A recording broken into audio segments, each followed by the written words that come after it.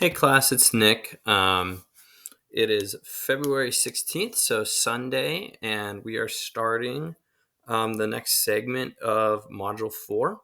I didn't make a video last week because I thought it was pretty self-explanatory, but only four of you have actually finished last week's work, so everybody needs to get on that. And additionally, if you have not completed the Module 3 final draft, you need to get on that as well. So we're kind of faltering a little bit, I'd say, gang. So do your best to finish up strong. We only have 4 weeks of class left, so give me your full effort. I don't want anyone to fail this class in the final quarter. So please work hard to finish strong. So as you guys know from last week, the goal of this module is for you to take something that's intrigued you throughout the learning or something that's piqued your interest within the field of literacy and to dive deeper into it. The ideas that I gave you were, you weren't limited to these, but a reading disability like dyslexia, and I saw that 2 of you are doing that. Curriculums, which probably aren't as intriguing to you guys as they are to me, but once you're in education, you'll spend a lot of time on these. AI and literacy, ChatGPT, how reading and writing could change now that we have AI that can read to us, AI that can write for us. As a English teacher, I'm nervous about it, but excited about it. I don't really know how to feel yet. Still figuring that one out. A different subject. How do you have literacy in the geography class or the science class or the PE class? Ed law, that's always a great topic. Funding is a huge thing in schools, and sometimes you find these ed law and what funding goes towards is just ridiculous. Or literacy in a different country or a different language. So these are all just ideas. I know I have one student who's doing a thing on banned books and how that could affect literacy. I think that's a really cool topic. Dyslexia, um, I want to say it right. So Sierra, I'm sorry, I'm going to mess up the name of yours. Asprixia was the topic Sierra's doing, and that's on. It's more like a visual learning disability of some sort.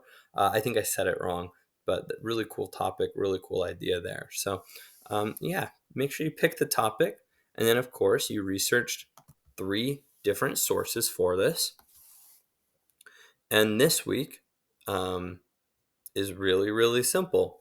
Just like we do, last week you picked your sources. This week you are going to write about them. It's the Explorer.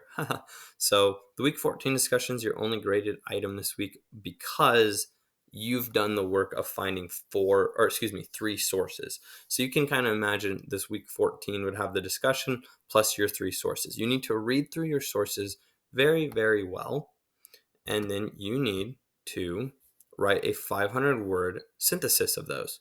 Tell me what your topic is, tell me what your interest is within that topic, and then connect each source to that interest. So it'll be something like this. I'm really interested in how ChatGPT could affect reading and literacy.